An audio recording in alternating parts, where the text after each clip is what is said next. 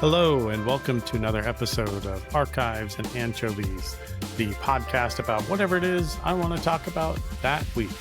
So this week is a pretty sweet week for me, and that's no pun intended. I have an opportunity to take a little vacation, so I'm actually recording this on a Saturday before I leave, and we'll be gone for the entire week. But I have had an opportunity this week to also do some relaxing while I've been at home. And one of the things that I was doing this week during my time off is sitting by the fire in my backyard, just kind of relaxing. It's not very not very cold here, but it is relatively chilly in the evening, so it's nice to just hang out and have a fire, maybe have a drink while I'm doing that. But one of my favorite things to do while I'm sitting out there, or pretty much any night, is have a bowl of ice cream. And I know this is kind of an interesting topic and an interesting way to go about getting there, but I really love ice cream pretty much in every type of form, whether it be hand packed ice cream, whether it be soft serve, all kinds of things. So it got me thinking. So, how did we come about to have ice cream? Where did ice cream come from?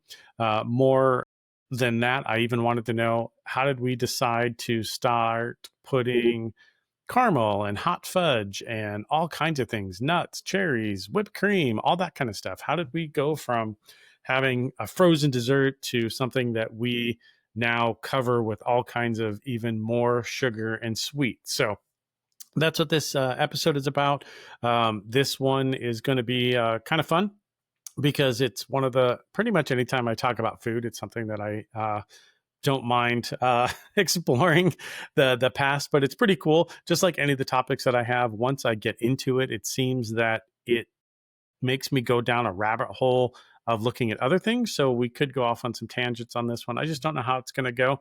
Have some notes on it, but who knows how it's going to actually go. So basically, how ice cream kind of began, and it's very interesting because we think of it in its current form. We go to the freezer section and the frozen food section in our grocery store today, and there's all kinds of things. There's all kinds of things frozen. There's all kinds of things that are treats and ice cream type delicacies, I guess you would say, in there. So you can get ice cream bars, you can just get ice cream, you can get ice cream sandwiches. There's all kinds of stuff that you can get. So kind of nice that we have a wide variety. Obviously, it wasn't always that way. So all the way back in 200 BC, really ancient times, kind of the first thoughts of what ice cream might have been.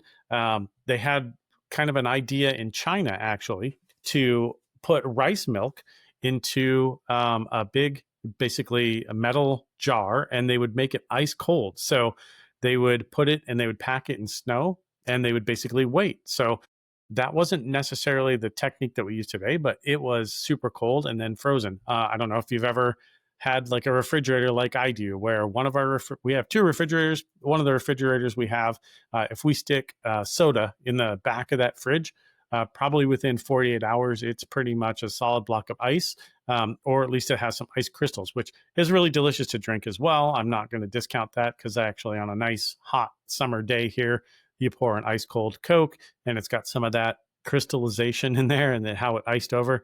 It's more like a slushy or Slurpee, if you remember Slurpees from 7-Eleven. That's kind of what it turns into. So 200 BC, rice milk was kind of the first frozen dessert.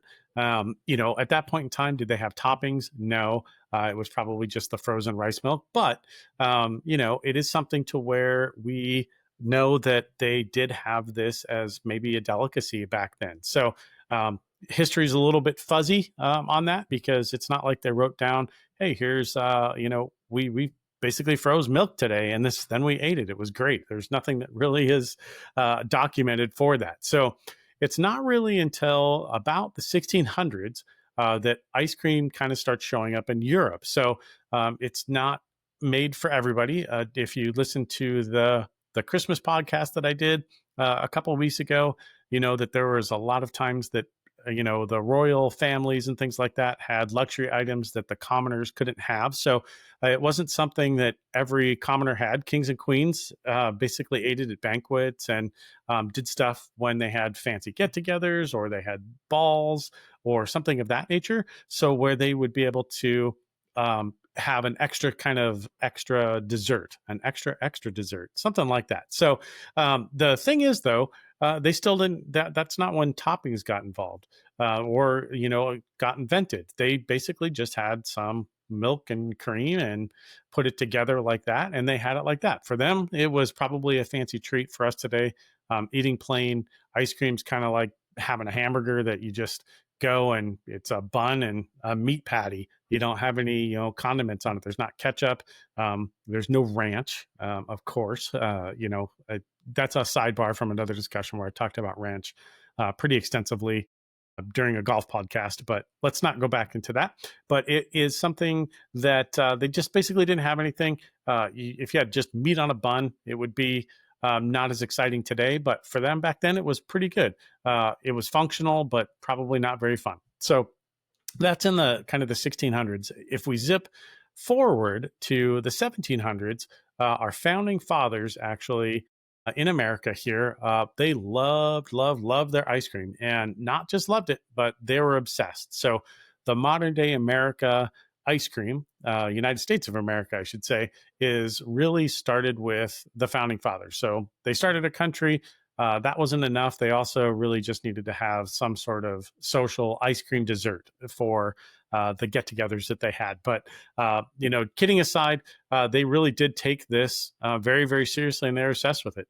George Washington, in fact, while he was president, he actually had a serious ice cream habit. So he, in 1790, so if you think of 1776 and all the things that were coming just after that, he actually had a ice cream machine built for his residence. At that point in time, it cost about $200. So if you think about inflation and how that goes from $200 to today, it's several $1,000s. So it was definitely a luxury ice cream.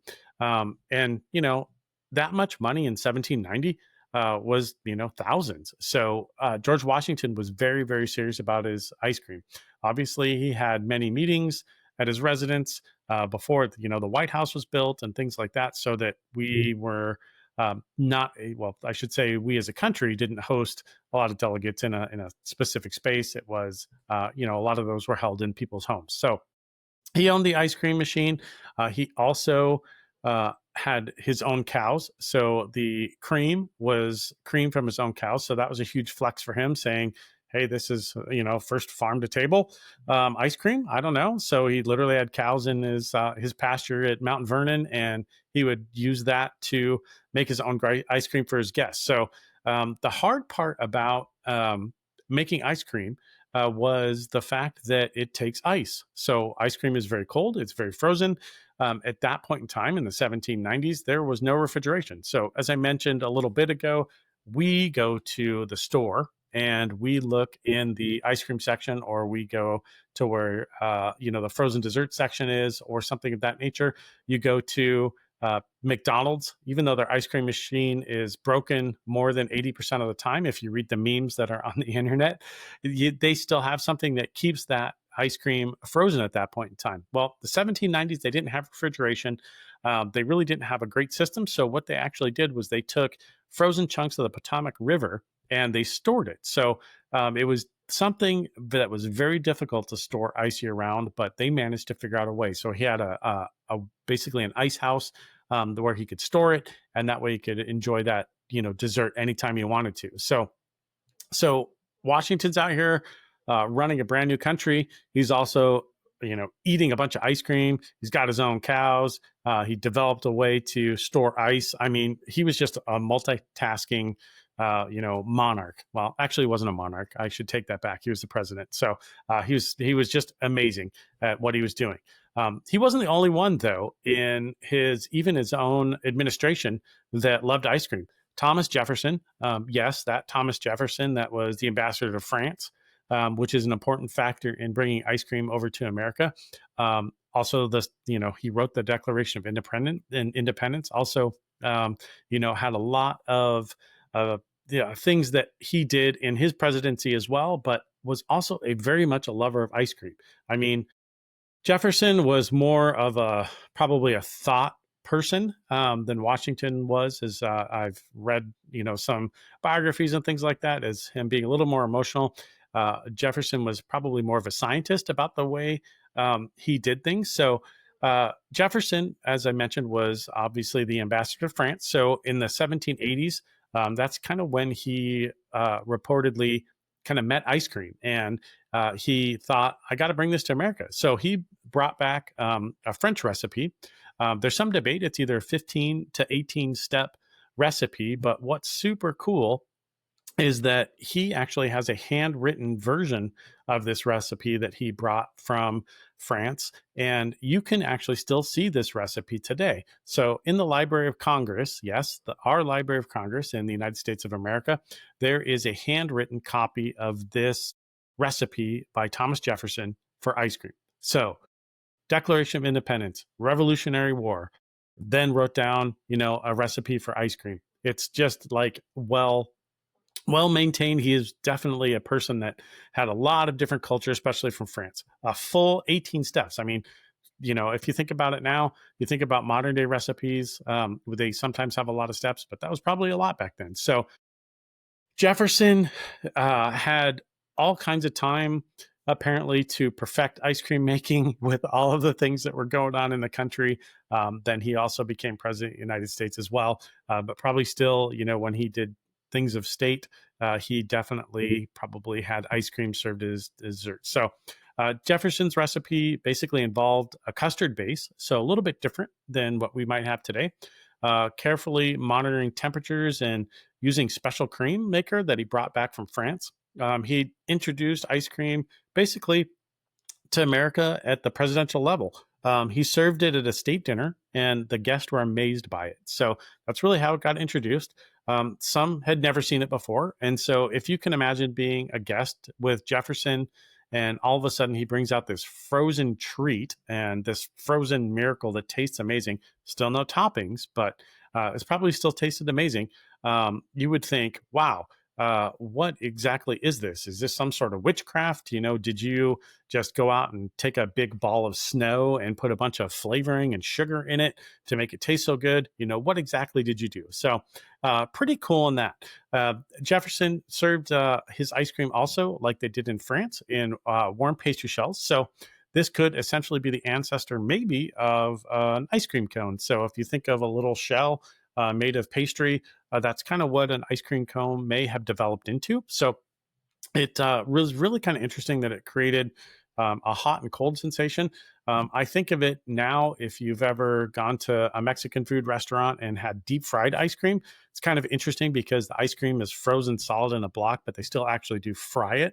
And that's pretty cool because when it comes out, there's still some like warm honey that's put over the top of it. And then you get that warm and cold sensation, and it's kind of crunchy. So it's really nice. But Jefferson was doing this, 200 years ago. So it's pretty amazing. He obviously wasn't making a deep fried ice cream at that point in time, but he was still making ice cream.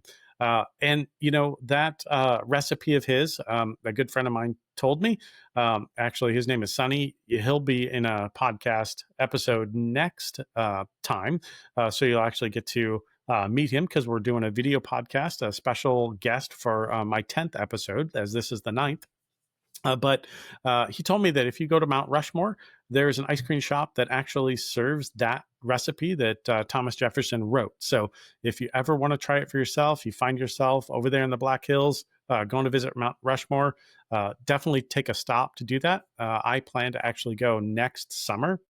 So I'm hoping that my wife and I, in our RVing adventures next year, have a chance to stop by there, maybe sample some of that ice cream as well, or maybe a little bit more than a sample in my case, because I just really like ice cream. So I probably will get a half gallon and eat it all myself. But I will have toppings, which they still didn't have. But one thing that they did have at that point in time was some savory accompaniments. So they didn't have maybe the sweet things that we know now, but they did have little like maybe macaroons, which all French as well, or some wafers. It's not toppings, but it is something that was associated and was aside to the ice cream that they were serving. So it's something that they started to do, and eventually, a long time from now, from then, would lead to having toppings. So that is actually pretty cool. But the thing about Jefferson and Washington's era toppings, they were not pretty. I would say they weren't very refined, right? So they might have had some fruit preserves, and they weren't super fancy, but it was, candied fruit if you're really going like all out and things like that. But there wasn't really a whole lot of doing it. So, as I would say, we were sort of in the dark ages. If we're in the golden time now of ice cream, then we're kind of in the dark ages of ice cream at that point in time.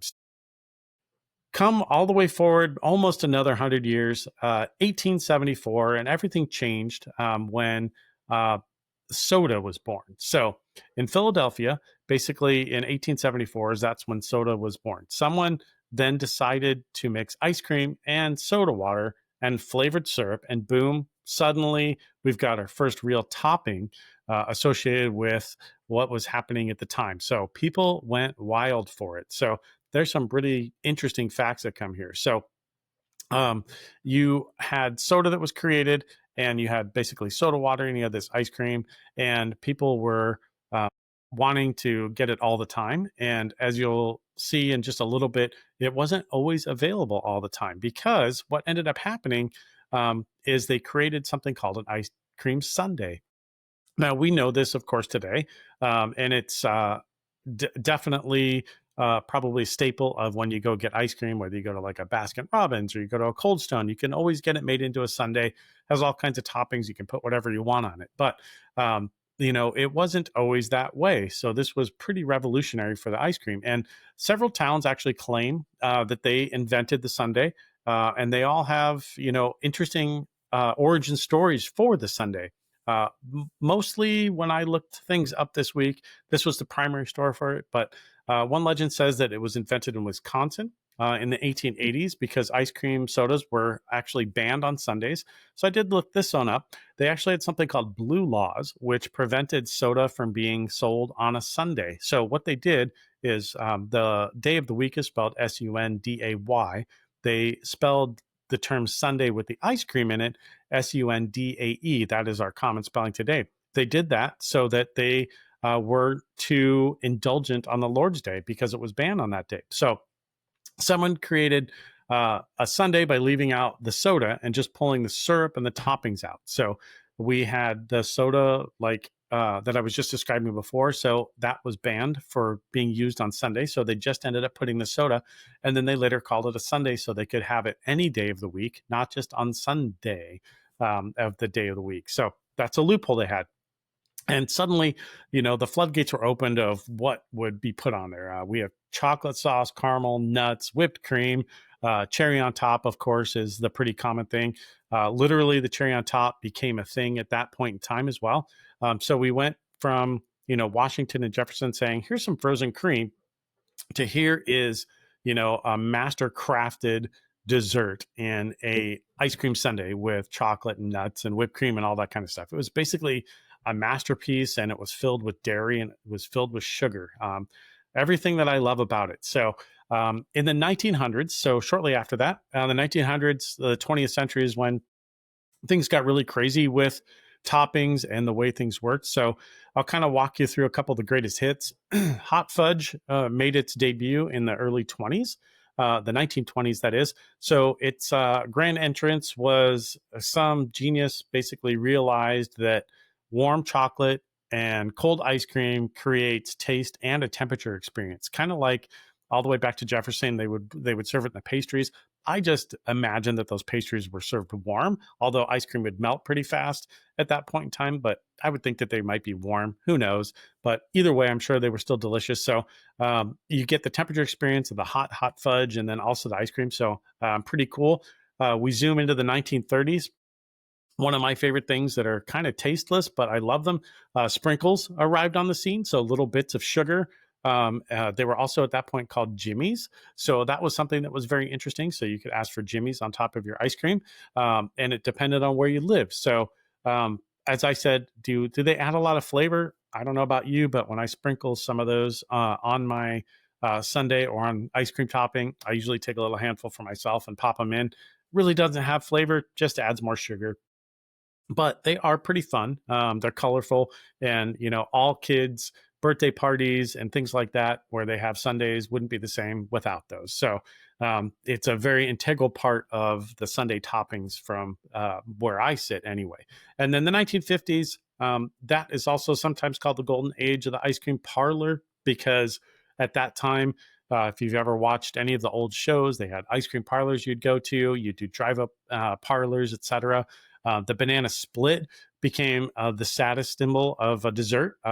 Three full big scoops of ice cream, all three kinds of sauces, whipped cream, nuts, cherries, and of course the banana.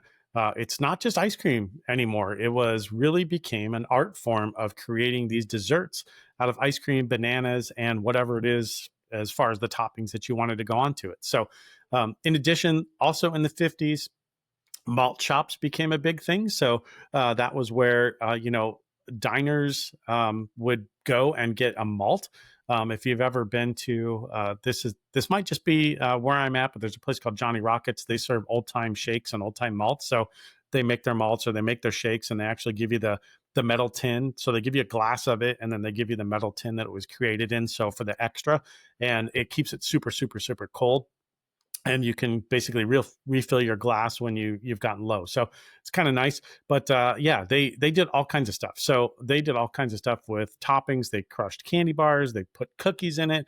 Fruit, if you wanted to, you could chop it up. Of course, they had sprinkles. And then, it was a big, big hit. So the 50s had all kinds of malt shops. At that point in time, we started driving. We had drive ups. We had drive throughs. And so you could actually get those and do like drive ups and drive throughs as well. So that was a big, big impact on the malts in those shops as well. So the 60s and 70s, if you've ever seen the movie Ghostbusters, the Stay Puft Marshmallow Man, this has nothing to do with that, but it's a great scene when he thinks of the most harmless thing he can, and it's the Stay Puft Marshmallow Man. Well, 60s and 70s, marshmallow sauce was everywhere. It entered the chat. Also, butterscotch, my personal favorite. I love butterscotch candy. I love butterscotch topping. It's just really delicious. To me, a chocolate butterscotch oatmeal cookie is absolutely amazing. I love it. But those were becoming the stars of the show during the 60s and 70s, and they still remain pretty strong today. Maybe not the most popular of things. I'm not a big fan of marshmallow sauce unless it is melted marshmallows for Rice Krispie treats. Those I will eat all day. Also, really good to have a Rice Krispie treat with a nice thing of ice cream on it, and then you can put as many toppings as you want. Just a pro tip there. In the 80s and 90s, we had cookie dough, brownie chunks. People did it entire cookies. So that was the introduction of the ice cream sandwich with the cookies. So if you have a Toll House cookie ice cream sandwich, that is also super delicious. I don't necessarily know if they're Toll House, but people were putting it between cookies. So we were asking ourselves, basically, what can't we put ice cream on? Let's take it to some limits. And they started putting it pretty much on everything. And so far, from a dessert aspect, I can't really think of anything that it won't go on because it really just kind of goes on everything. So now we get into the more modern era. And we are basically living, the golden age of ice cream toppings. So we've got it all. So gourmet options like sea salted caramel, dark chocolate. There are so many things now that include alcohol. So you can have, cherries in bourbon. You can have things that are infused. So you have chocolate that's infused with alcohol, amaretto, all kinds of things are used now that contain alcohol or at least alcohol flavoring for that. If you're an adult, we have cereal. So name a breakfast cereal that you wouldn't put on ice cream. At some point in time, people put granola on it. We've adapted to frozen yogurt. So people put, granola, nuts, Rice Krispies, Fruit Loops, all kinds of stuff. in their ice cream and in their frozen yogurts. So fresh fruit, of course, but now we have all kinds of, different types of strawberries, and we have all kinds of dried fruits and maybe things that they didn't have back then that are much more fancy than what they used to have. Edible cookie dough. If you remember, way back when they said the cookie dough would give you salmonella. So they now have cookie dough that you can just eat right out of a tub. And who doesn't want to just eat cookie dough? Cookie dough ice cream is probably in one of my top 5. I could definitely eat a lot of it, but got to make sure it's safe. And then, of course, we have all kinds of other odd things now as well. So some things that I think might be a little out there, but I haven't tried. I remember seeing a video of this one where somebody was eating some vanilla ice cream and they topped it with olive oil.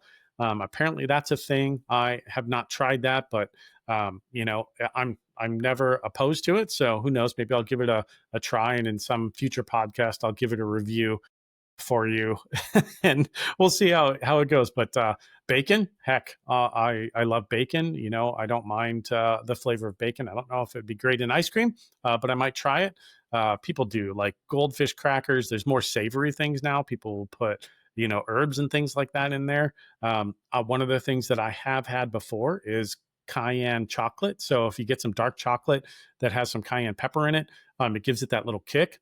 So I have had like cayenne dark chocolate chips or dark chocolate shell. That's pretty good. Even to the more abstract things like hot Cheetos and, different things like that I saw on here there that people put on their ice cream, just all kinds. We've gone basically from, we've had the basic rice milk that was put in a metal pot that was stuck in the ground in the snow in 200 BC to George Washington and Thomas Jefferson bringing a French dish basically over to America, and then it getting perfected here. And now we are literally putting anything that we can think of on top of it to try to make it more delicious. So it's truly amazing.